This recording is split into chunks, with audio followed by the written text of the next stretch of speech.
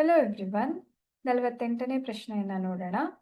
4,-1 ಮತ್ತು -2,-3 ಬಿಂದುಗಳನ್ನು ಸೇರಿಸುವ ರೇಖಾಖಂಡದ ತ್ರೈಭಾಜಕ ಬಿಂದುಗಳ ನಿರ್ದೇಶಾಂಕಗಳನ್ನು ಕಂಡುಹಿಡಿಯಿರಿ. ಇಲ್ಲಿ ಕೊಟ್ಟಿರುವಂತಹದ್ದು 2 ಬಿಂದು ಎ ಬಿ ಅಂತ ತಗೊಳ್ಳೋಣ. ಹಾಗೆ ಇಲ್ಲಿಂದ ಇಲ್ಲಿಗೊಂದು ಸರಳ ರೇಖೆ ಇದೆ, ರೇಖಾಖಂಡ. ಇದನ್ನ ತ್ರೈಭಾಜಕ ಅಂತ ಅಂದ್ರೆ ಅರ್ಥ 3 ಸಮಭಾಗಗಳಾಗಿ ವಿಂಗಡಣೆ ಮಾಡಿದ್ರೆ ಅದು ತ್ರೈಭಾಜಕ ಆಗಿರತ್ತೆ. ಸೊ ಈಗ ಎ ಬಿ ಈ 2 ಬಿಂದುವಿನ ನಡುವೆ ಇದನ್ನ 3 ಭಾಗವಾಗಿ ನಾವು 3 ಸಮಭಾಗವಾಗಿ ಮಾಡಿದ್ರೆ ಪ್ರತಿಯೊಂದು ಭಾಗವು ಒಂದು ಅಳತೆಯನ್ನ ಹೊಂದಿರತ್ತೆ, ಒಂದು ಮಾನವನ್ನ ಹೊಂದಿರತ್ತೆ ಅಲ್ವಾ. 3 ಸಮಭಾಗ ಆಗ್ತಾ ಇದೆ, ಹಾಗಾಗಿ ಇವೆಲ್ಲರ ಮಧ್ಯ ಅನುಪಾತ ನಾವು ತಗೊಂಡ್ರೆ 1:1:1 ಇದು ಪ್ರತಿಯೊಂದು ಬಿಂದುವು ಸಹ ಕಟ್ ಮಾಡ್ತಾ ಇರತ್ತೆ. ಈಗ ಇದನ್ನ ಪಿ ಮತ್ತೆ ಕ್ಯೂ ಅಂತ ತಗೊಳ್ಳೋಣ. ನಮ್ಗೆ ಇದರ ನಿರ್ದೇಶಾಂಕಗಳು ಗೊತ್ತಿಲ್ಲ, ಆದ್ರೆ ಇಲ್ಲಿ ಯಾವ ಅನುಪಾತದಲ್ಲಿ ಕಟ್ ಮಾಡ್ತಾ ಇದೆ ಅನ್ನೋದು ನಾವು ಗೆಸ್ ಮಾಡಬಹುದು. ಬಿಕಾಸ್ ಎ ಬಿ ಅನ್ನ 3 ಸಮಭಾಗಗಳಾಗಿ ಕಟ್ ಮಾಡ್ತಾ ಇದೆ ಈ ಬಿಂದುಗಳು, ಹೌದಾ. ಈಗ ಕ್ಯೂ ಬಿಂದುವನ್ನ ನಾವು ಸದ್ಯಕ್ಕೆ ಅದನ್ನ ಇಗ್ನೋರ್ ಮಾಡಿದ್ರೆ, ಬರೀ ಪಿ ಬಿಂದುವನ್ನ ನಾವು ತಗೊಂಡ್ರೆ ಏನಾಗತ್ತೆ, ಪಿ ಬಿಂದು ಅಂತ ತಗೊಂಡ್ರೆ ಈ ಒಂದು ಪಿ ಬಿಂದು ಎ ಬಿ ಯನ್ನ ಯಾವ ಅನುಪಾತದಲ್ಲಿ ಕಟ್ ಮಾಡ್ತಾ ಇದೆ, 1:2, ಹೌದಾ. ಸೊ ಎ ಮತ್ತೆ ಬಿ ಗಳ ನಿರ್ದೇಶಾಂಕ ಗೊತ್ತಿದೆ. ಸೊ ಮೊದಲಿಗೆ ಪಿ ಬಿಂದುವಿನ ನಿರ್ದೇಶಾಂಕವನ್ನ ಕಂಡುಹಿಡಿಯೋಣ.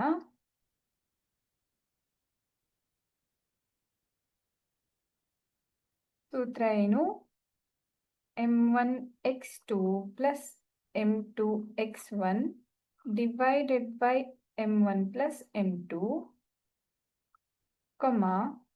m1y2 plus m2y1 divided by m1 plus m2.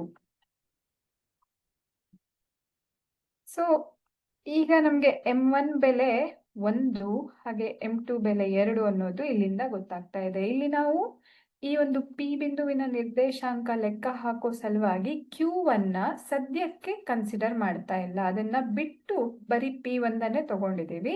ನಂತರ ಕ್ಯೂ ಬಿಂದುವಿನ ಮಾಡೋಣ.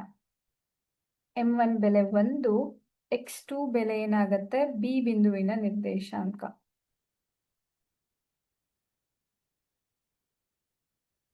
ಸೊ ಇದು 1 ಗುಣಿಸು x2 ಅಂತ ಅಂದ್ರೆ -2 ಪ್ಲಸ್ m2 ಬೆಲೆ 2, x1 ಬೆಲೆ 4 ಡಿವೈಡೆಡ್ ಬೈ 1 ಪ್ಲಸ್ 2. ಅದೇ ರೀತಿ m1 1, y2 ಬೆಲೆ -3 ಪ್ಲಸ್ m2 ಬೆಲೆ 2, y1 ಬೆಲೆ 1 ಡಿವೈಡೆಡ್ ಬೈ 1 ಪ್ಲಸ್ 2. ಸೊ ಇದೇನಾಗತ್ತೆ, 1 ಗುಣಿಸು -2 ಅಂತ ಅಂದ್ರೆ -2, 2 ಗುಣಿಸು 4 ಅಂತ ಅಂದ್ರೆ 8 ಆಯ್ತು ಬೈ 3. ಹಾಗೆ 1 ಗುಣಿಸು -3 ಅಂತ ಅಂದ್ರೆ -3, ಹಾಗೆ 2 ಗುಣಿಸು 1 ಅಂತ ಅಂದ್ರೆ +1 ಬೈ 3. ಸೊ ಇದೇನಾಗತ್ತೆ, -2 ಪ್ಲಸ್ 8 ಅಂತ ಅಂದ್ರೆ +6 ಬೈ 3, ಹಾಗೆ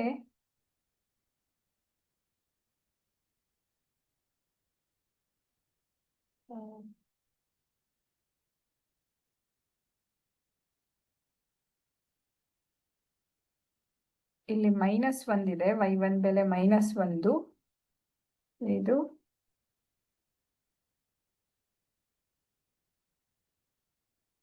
2 ಗುಣಿಸು -1 ಆಗಿರತ್ತೆ. ಸೊ ಇದು -2 ಆಗಿರತ್ತೆ. -3 -2 ಅಂತ ಅಂದ್ರೆ -5 ಬೈ 3. ಸೊ ಇದು ಪಿ ಬಿಂದುವಿನ ನಿರ್ದೇಶಾಂಕ ಆಗಿದೆ. ಅದೇ ರೀತಿ ಈಗ ಇಲ್ಲಿ ನಾವು ಪಿ ಬಿಂದುವಿನ ಬದಲಿಗೆ ಕ್ಯೂ ಬಿಂದುವನ್ನ ತಗೊಳ್ಳೋಣ. ಈ ಪಿ ಬಿಂದುವಿನ ಬದಲಿಗೆ ಕ್ಯೂ ಬಿಂದುವನ್ನ ತಗೊಂಡ್ರೆ ಏನಾಗತ್ತೆ,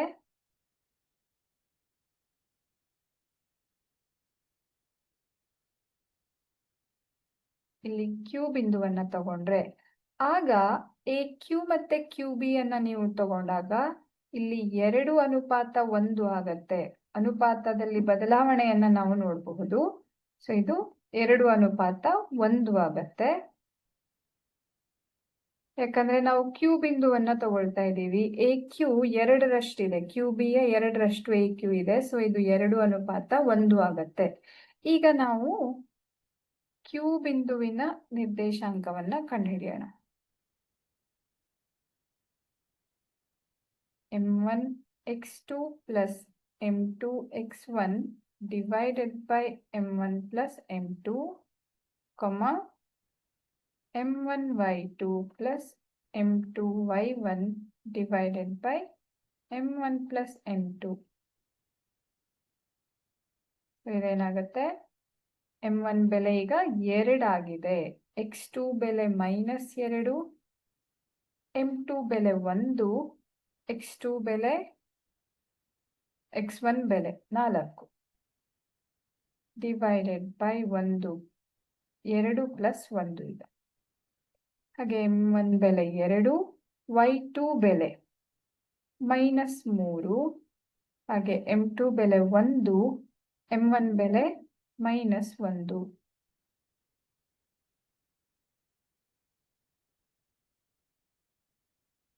ಸೊ 2 ಪ್ಲಸ್ 1 ಅಂತ ನಾವು ನೋಡಬಹುದು. ಸೊ ಇದೇನಾಗ್ತಾ ಇದೆ? 2 ಗುಣಿಸು -2 ಅಂತ ಅಂದ್ರೆ -4, ಇಲ್ಲಿ +4 ಬರುತ್ತೆ. ಆಮೇಲೆ 2 ಪ್ಲಸ್ 1 3 ಆಗಿದೆ. ಹಾಗೆ 2 -3 ಅಂತ ಅಂದ್ರೆ -6, ಪ್ಲಸ್ 1 ಗುಣಿಸು -1 ಆದಾಗ ಇದು -1 ಬರುತ್ತೆ. ಬೈ 3 ಅನ್ನೋದನ್ನ ನಾವಿಲ್ಲಿ ನೋಡಬಹುದು. ಸೊ ಈ -4 ಪ್ಲಸ್ 4 0 ಆಗತ್ತೆ. ಸೊ ಇದೇನಾಗ್ತಾ ಇದೆ?